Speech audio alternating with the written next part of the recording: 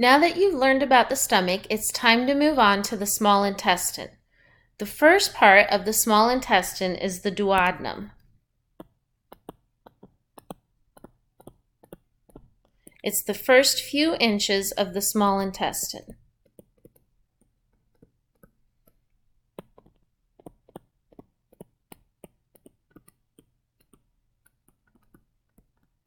It's important because three things mix together here.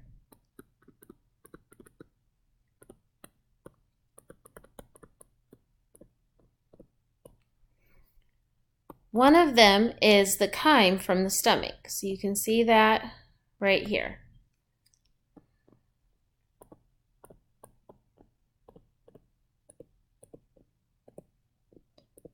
So remember, the chyme is the bolus, and it has been churned with the gastric juice to make this acidic chyme. And every time the stomach churns, you push against that pyloric sphincter and you make it open. And about 1 tablespoon of chyme flows through each time the stomach contracts. So you're getting about 1 tablespoon of chyme flowing through here every 15 seconds. It needs to mix with some things that are going to help your intestine to digest the food. So the next thing we have is pancreatic juice.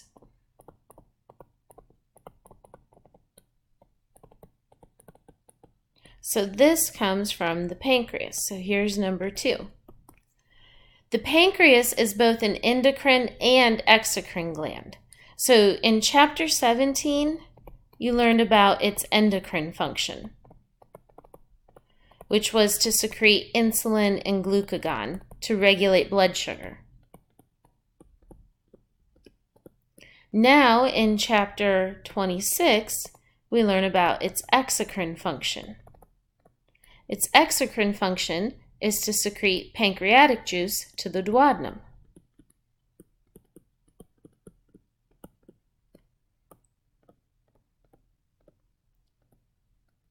So as a review, if you don't remember, endocrine is when you secrete hormones into blood. Exocrine is when you secrete something through a duct. So you have this duct right here that carries that pancreatic juice to the duodenum. And there's 2 important features of pancreatic juice. First of all, it is basic. It has a high pH.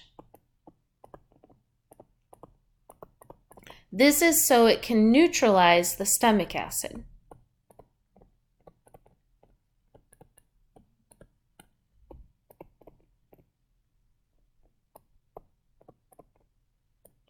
The second important thing about it is that it contains enzymes to digest the food.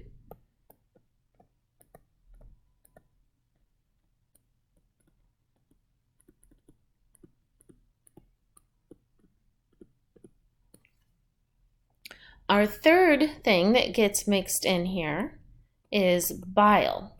You may have seen bile if you've been really sick and you're throwing up a lot and you get down to that dry heave stage and there's stuff that looks like egg yolk and you're thinking, I didn't eat any egg yolks, where's that coming from?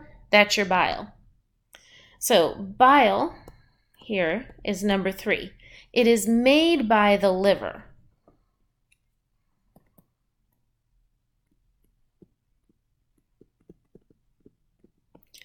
Now, between meals, this area right here where this duct connects to the duodenum is closed.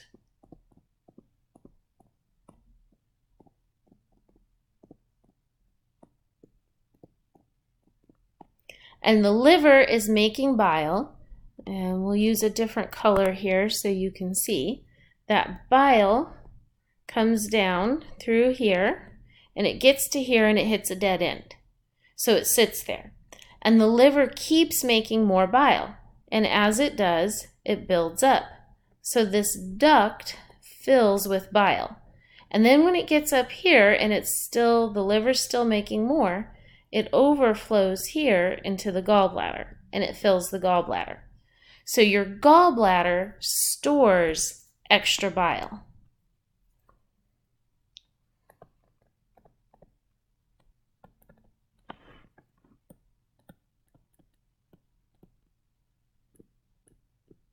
Then when you eat, this opens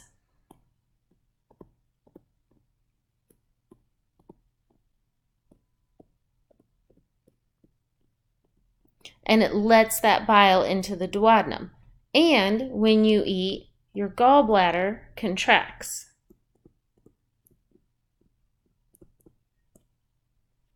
And that helps squeeze the bile that is stored into the duodenum. And bile is important. If you remember back to chapter 2, learning about amphipathic molecules, bile is amphipathic.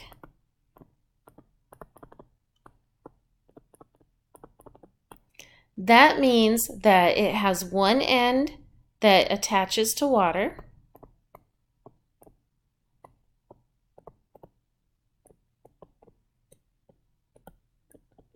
and the other end bonds to lipids.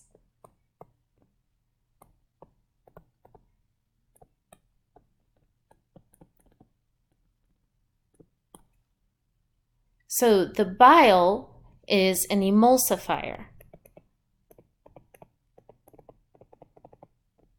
because it makes lipid and water mix.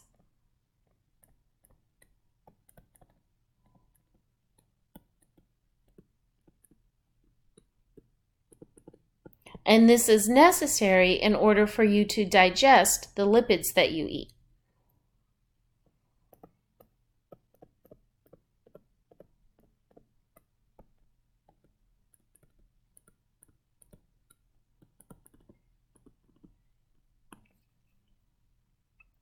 So here in the duodenum, you're mixing these three things together: the chyme, the pancreatic juice, and the bile. Then once those are mixed together, we continue on to the next two parts of the small intestine, which are the ileum and jejunum. So this is where you digest and absorb. So the digest part. You use enzymes to digest. And the enzymes come from two sources. So we already covered one, the pancreatic enzymes. The second one is called brush border enzymes.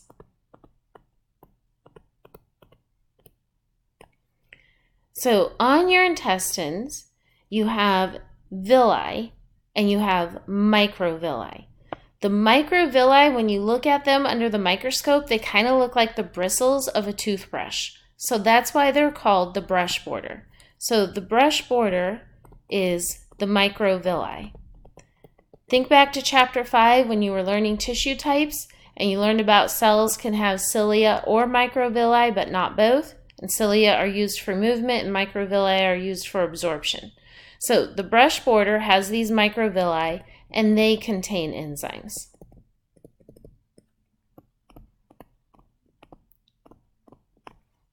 So you have two sets of enzymes working on digesting the food. Once the nutrients are broken down into small pieces and digested, then it is time to absorb them. Whenever you're absorbing something, you need lots of surface area. The more surface area you have, the more you can absorb.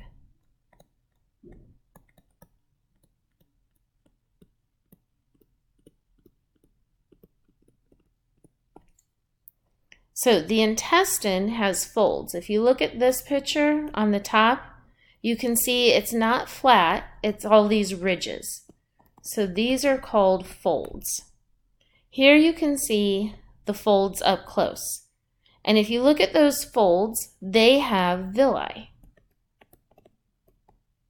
So there are villi on the folds. And then, like I said, you can't see it in this picture, it's not magnified enough, but the villi have microvilli. So it would look kind of like the bristles of a toothbrush there.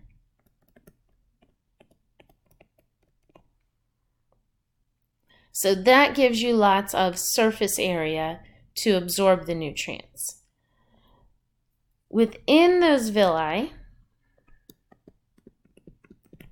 you have blood vessels and a lymphatic vessel. So the nutrients, you have protein is broken down into amino acids. You have carbohydrates are broken down into glucose. And your lipids, you're going to get a lot of triglyceride.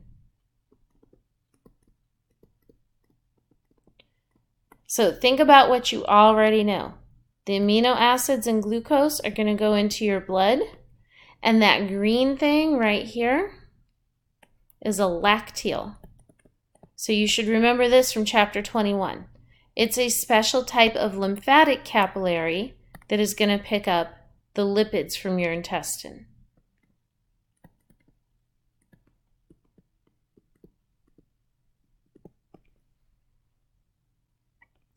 So as you go through the small intestine, that's where you do the majority of your digestion and absorption. That's where you have the most enzymes. They're getting that food all broken down, and you're getting that food absorbed.